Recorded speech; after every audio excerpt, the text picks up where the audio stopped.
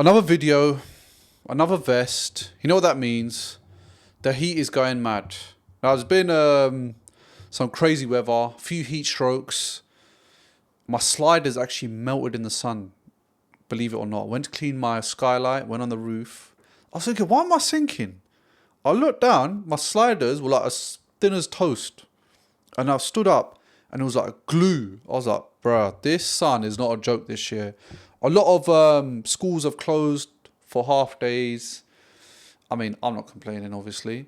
But yeah, man. We're not here to talk about the weather, but I just had to address it because it is baking. We're here to talk about England versus Panama. Nice game tomorrow. There's going to be lots of action. Hopefully, a lot of players that'll be dropped.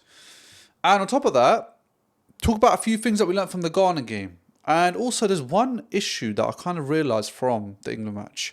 So if you're new here, make sure you subscribe. Make sure you like the video. We did really well in our last video. A lot of Ghanaians came for me. I just want to say, guys, listen. It's just football. I was not familiar with your game. And I underestimated you. But that's the best part about World Cup. There's a lot of teams that you don't really think will do well or play well. But guess what? They come with a game plan. Now, it doesn't mean that we disrespect them. It's just going off history and the recent form.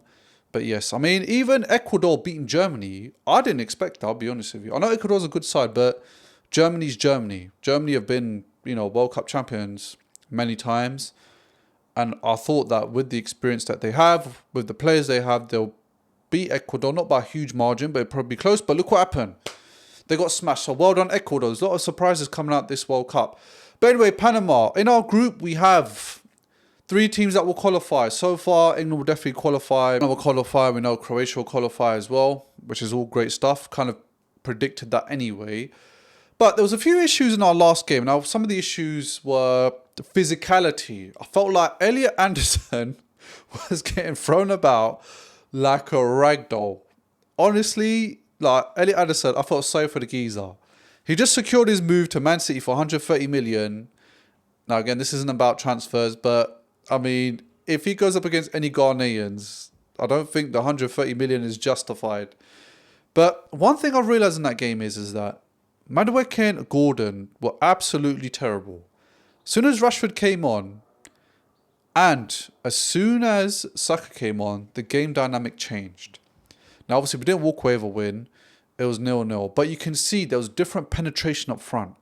Another thing that I realised about the midfield was there was nobody doing the passes that will cut through the defence.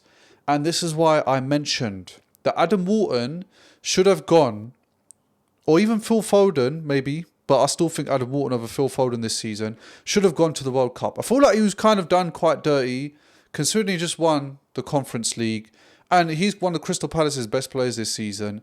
He definitely should have won. And I mean, I feel like Ghana, the way they play, I feel like Adam Wharton could have made an impact in that game.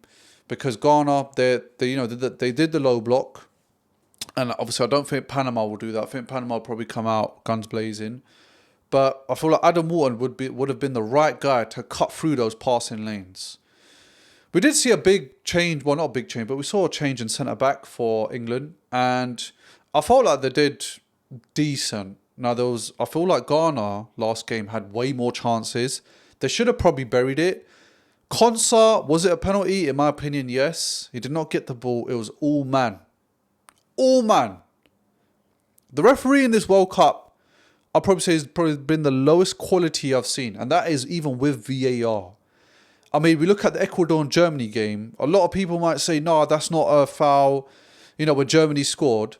That is definitely foul. A foot that high, getting kicked in the head. The defender for Ecuador has every right to go for it. The German player has no right having his leg up that high in the air.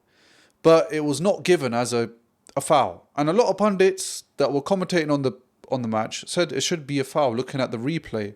So VAR this World Cup, I'll be honest, has been proper poor. But yeah, Panama have got 0 wins. 0 points. And I think England, obviously, they're on 4. They need to make sure that, I mean, they're basically qualified, but I feel like they need to make sure they win, basically, because the form that England have right now is 1 win, 1 draw. And I feel like going off on a high works well. It's that motivating factor. And I think the team sheet, everything will need to play a big part in that victory, of course. And I feel like looking at the areas in which were lacking last game need to be addressed, with certain players probably coming down as a sub rather than starting for most of the minutes. And also the substitutions, if you are going to make it sooner rather than the last 10 minutes or the last 5 minutes of the game. Now, let's just go into my team sheet before I go to my predicted scoreline. Pickford in goal, of course. Right back, I think Reece James, obviously, he's playing fantastic. Centre backs, I'll be honest, I mean, even though John Stones and Konsa played the first game and they conceded 2 goals, I think the Gay and Konsa, considering Ghana could have multiple opportunities to score, I feel like they didn't concede. I think Konsa was fortunate, but I think Gehi and Konsa probably have to stick with. Now, again, I'm not saying that defense is elite. I'm just saying I'm picking just right now based on what's happening. Obviously, it's still the group stage, so I feel like just keep it going the way it is. Left back, I feel like Jed Spence was great. I feel like online he's getting a lot of stick, but I think Jed Spence definitely, if he started, I'll be happy with that. Central midfield, I think Elliot Anderson, I don't think he's going to get thrown about. Well, I hope so, like a ragdoll again. So Elliot Anderson, and obviously Kobe Mainu as well. Great baller. Declan Rice, he needs to rest. Number 10, throw Morgan Rogers on. When he came on, he also made a huge impact.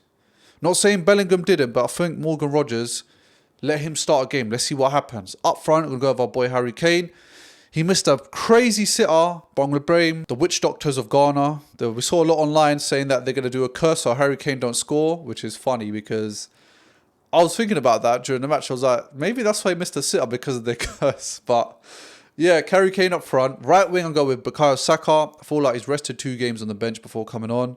And then Marcus Rashford as well. They've both made great impacts, but I want them to start to see how they're. And I think Panama's a great game. Panama, I expect us to win. What will the scoreline be? I'm going to say 3-0. We definitely need to penetrate the defence. And I feel like scoring a lot of goals is something we can do. Panama are not a team that I feel like can penetrate defence as well as England or Ghana or even Croatia. So I feel like it's going to be 3-0. But yeah, that is it for this video. I just want to say thank you all for all the support. Remember, our road to 500 subscribers will lead to a lucky winner winning a football shirt of their choice, whether it's club or country. Make sure you subscribe, guys. Make sure you try to build up to 500, because once I get to 500 subscribers, that's what I'm going to be doing.